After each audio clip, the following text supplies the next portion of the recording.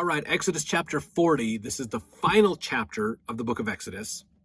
So the next one is getting into Leviticus. We get into the next book of Moses. So this is Exodus is the second book. Leviticus is the third book of Moses. He wrote the first 5 of the Old Testament, known as the books of Moses. So in this one, the tabernacle is reared. Aaron and his sons are washed and anointed and given an everlasting priesthood. The glory of the Lord fills the tabernacle. A cloud covers the tabernacle by day, and fire rests on it by night. So some really cool stuff we get a look at here. This is a high point for the children of Israel, okay?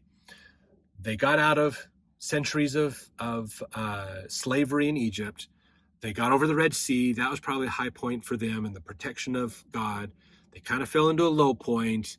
Now they're back on a high point, basically. It's kind of how life goes. Just go from high point to low point and back. Verse 1, and the Lord spake unto Moses, saying, on the first day of the first month shalt thou set up the tabernacle, the tent of the congregation. So they're putting all this together, basically. If you want to look up in the Bible dictionary the word tabernacle, it gives a lot of more explanation on this tabernacle as well. Verse 3, thou shalt put therein the ark of the testimony and cover the ark with the veil. And thou shalt bring in the table and set in order the things that are to be set in order upon it. Thou shalt bring in the candlestick and light the lamps thereof. Thou shalt set the altar of gold for the incense before the ark of the testimony, and put the hanging of the door to the tabernacle. Verse 6, thou shalt set the altar of the burnt offering before the door of the tabernacle of the tent of the congregation. So he's saying, put all this stuff inside the inner tabernacle, and now you're going to put this stuff on the outside in the tabernacle of the congregation, the larger area outside where everybody will join. Thou shalt set the laver between the tent of the congregation and the altar, and shalt put water therein. And thou shalt set up the court round about, and hang up the hanging at the court gate. So that's kind of the doors to the temple, the entrance. Verse 9, thou shalt take the anointing oil and anoint the tabernacle, and all that is therein, and shall hallow it, and all the vessels thereof, and it shall be holy. And thou shalt anoint the altar of the burnt offering and all his vessels, and sanctify the altar, and it shall be an altar most holy. So now they've got it all set up. It's time to make it holy by dedicating everything, by anointing it, getting it prepared and ready to be used in a holy way. So that is setting things apart, making them different from everything else, preparing them for a greater purpose. Verse 11, and thou shalt anoint the laver and his foot, and sanctify it. Remember, a laver is kind of a tub where you can wash, like a wash basin it's a little extra big, basically. Now, these next 2 verses, if you have been through an LDS temple, these next 2 verses are probably going to sound pretty familiar to you. Verse 12, thou shalt bring Aaron and his sons unto the door of the tabernacle of the congregation, and wash them with water. And verse 13, thou shalt put upon Aaron the holy garments, and anoint him and sanctify him. Those are the words you probably heard. Now, the verse 13 has a little bit more. It says that he may minister unto me in the priest's office. Those two verses, may sound quite familiar. If they do, it is because they are repeated verbatim in the initiatory ordinance. That's the ordinance you do before you go into the endowment. We'll probably have to do a video talking more about temples and those kinds of things as well. But those, Exodus 40, 12, and 13 is where that quote comes from. If you've ever wondered that, that's where it is, basically. So if you want to mark that in your scriptures, you can. But that's what they're quoting in the initiatory ordinance. Then verse 14. So now this is in the story. They're bringing the Aaron and his sons, the priests, in. They are bringing them in. They wash them with water. That's the laver. Basically, they're washing with water, put the garments on them. They're anointing them and sanctifying them. Today we call this the initiatory ordinance, and it's done symbolically, basically. Back then it was a little bit more literally done, but now it's more symbolically done. But it's a very similar thing, basically, and we still do these today. Verse 14, thou shalt bring his sons and clothe them with coats. That's the white robes.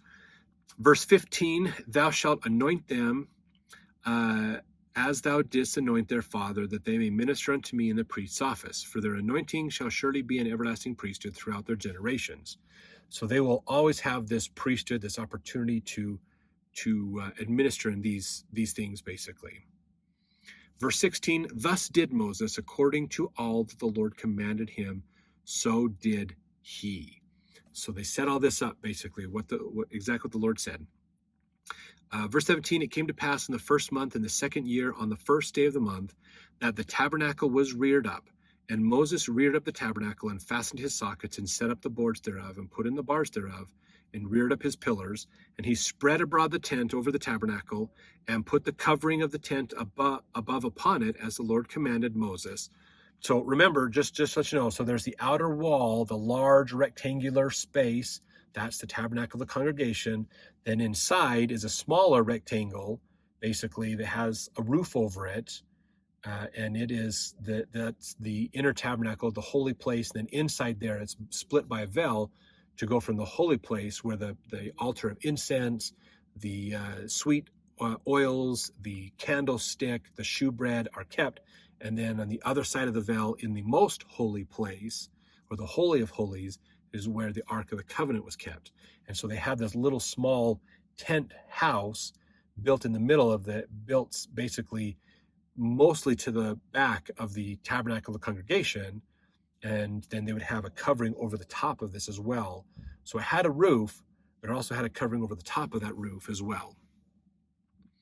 So that's what they're talking about, is putting all that together. And then, of course, outside of that, the entrance to the holy place, the smaller building, was where the laver and the altar of sacrifice was kept in there. So they had a lot of space around them, between them and the entrance, where the people would come and congregate for their Sabbath worship to offer the sacrifices.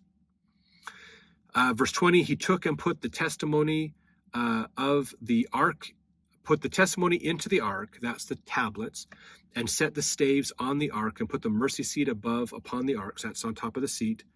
And he brought the ark into the tabernacle and set up the veil of the covering and covered the ark of the testimony as the Lord commanded Moses. And he put the table in the tent of the congregation upon the side of the tabernacle northward without the veil. And he set the bread in order upon it before the Lord as the Lord had commanded Moses. And he put the candlestick in the tent of the congregation over against the table on the side of the tabernacle southward. So northward was the shewbread, southward was the candlestick. He lighted the lamps before the Lord as the Lord commanded Moses. And he put the golden altar in the tent of the congregation before the veil. That's where they burn the sweet incense that we talk about in verse 27. And he burnt sweet incense thereon as the Lord commanded Moses. So that's that smaller version of the altar that just burns incense. The bigger version is outside in the tabernacle of the congregation, the bigger area where the main sacrifices would happen. Verse 28, he set up the hanging at the door of the tabernacle. And he put the altar of burnt offering by the door of the tabernacle, the tent of the congregation, and offered upon it the burnt offering and the meat offering as the Lord commanded Moses. And he set the laver between the tent of the congregation and the altar and put water there to wash withal. And Moses and Aaron and his sons washed their hands and their feet thereat. So verse 32, when they went into the tent of the congregation and when they came near unto the altar, they washed, as the Lord commanded Moses. And he reared up the court round about the tabernacle and the altar and set up the hanging of the court gate. So Moses finished the work. So the temple is built. They've got everything in place. It's all ready to go. Incense burning, everything taken care of, shewbread out, all done. It's finished. They finally got the tabernacle done, this portable temple, basically. So verse 34, then a cloud covered the tent of the congregation, and the glory of the Lord filled the tabernacle. So this is God coming to the tabernacle and accepting it. Verse 35, and Moses was not able to enter into the tent of the congregation because the cloud abode thereon, and the glory of the Lord filled the tabernacle. When the cloud was taken up from over the tabernacle, the children of Israel went onward in all their journeys. But if the cloud were not taken up, then they journeyed not till the day that it was taken up. For the cloud of the Lord was upon the tabernacle by day, and fire was on it by night in the sight of all the house of Israel throughout all their journeys. So when the Lord accepted it, a cloud would rest on it, meaning that the presence of God was there with the children of Israel in this tabernacle. And when the cloud lifted, that's when they would take it all down and move it to the next place, and then the cloud would come on it again.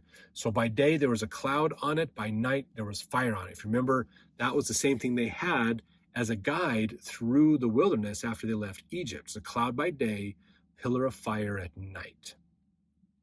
So this is showing a representation of the presence of God in and among the children of Israel. Now, this is definitely adding to the legend and stories of this tabernacle and the mystic ideas that probably started spreading around as people saw this and went, holy cow, look at this. This is amazing. So people knew God lived with the children of Israel. Don't mess with him, because this is real. Fire and clouds, I can see stuff that tells me there's something different about their God than my gods. So that is the conclusion to the book of Exodus. There's a lot of cool stories, not just of this tabernacle being accepted, but anytime a temple is dedicated, there are some fascinating stories that we learn from that, basically. I know when the St. Louis temple was dedicated, that there was quite a few stories of people who would drive by and they saw this bright light, almost like it was on fire after it was dedicated. And apparently, the story goes, the fire department received a few phone calls over time. They believe the temple, some people, as they drive by, they would see what looked like this bright light from it. And they almost thought the temple was on fire. And so they would call the fire department. The fire department would show up. They're like, no, there's no fire here. And that's it. So maybe they were seeing the glory of the Lord upon the temple and thinking there's something different about that. Most every temple that is dedicated has some really spiritual experiences around it. If you know of any, put them in the comments. Would love to share those with everybody else. I know a couple of other temples that I know of. Is one was I believe it was the Manti temple when it was dedicated. The caretaker locked up the building that night, was heading out, and it suddenly got really, really bright around him. I think this was Manti. This might have been St. George, actually. If you can correct me on this, put it in the comments. Let me know. But as he was leaving, I mean, they didn't have cars and flashlights so that you just got on your horse and your carriage and you went. And sometimes you'd have a little lantern with you, but you couldn't necessarily project forward in front of you. It was just dark. So he's leaving after he locked up the temple, after they did the dedication things that day. As he's leaving, all of a sudden everything around him gets really bright. And he looks back and he sees, oh my gosh, the temple's on fire. Like, it's so bright. He thought it was all blaze on fire.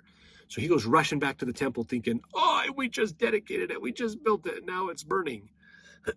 So he goes back to look at it. As he gets closer, he realizes it's not burning, but it is lit up.